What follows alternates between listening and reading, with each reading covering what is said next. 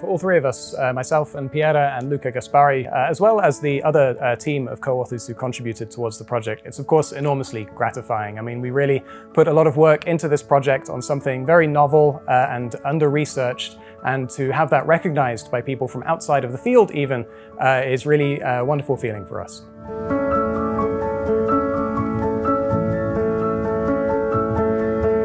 Our research was about the origins of arbitrariness. It's one of the key features of language.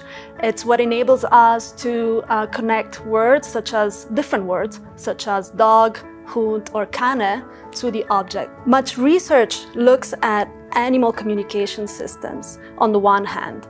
On the other hand, extensive work addresses verbal language and its nature. So what we do in our research is to bridge these two branches of research to find out what arbitrariness is, where it comes from, and the mechanisms that really are involved in this fully blown ability that we have in language, looking at species, at animal species. So what we use is a cross-species comparative perspective to look at the evolution of arbitrariness.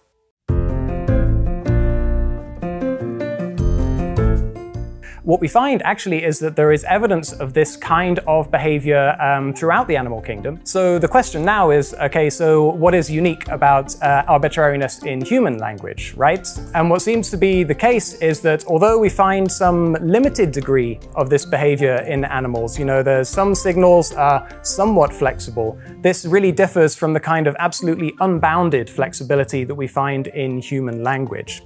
So it's a difference of degree rather than one of kind necessarily. And so the question now is, how do we explore that difference?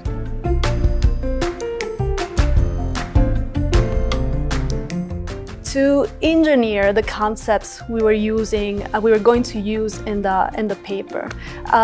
So we did that going across and beyond all the disciplines that are involved in the study. So the authors of this paper, they all come from different disciplinary backgrounds. What happens in interdisciplinary research is that many times researchers use the same terms and concepts, but they are unaware that what they actually mean with those very same terms is completely different. So the challenge was to really use the same terms in an internally consistent way.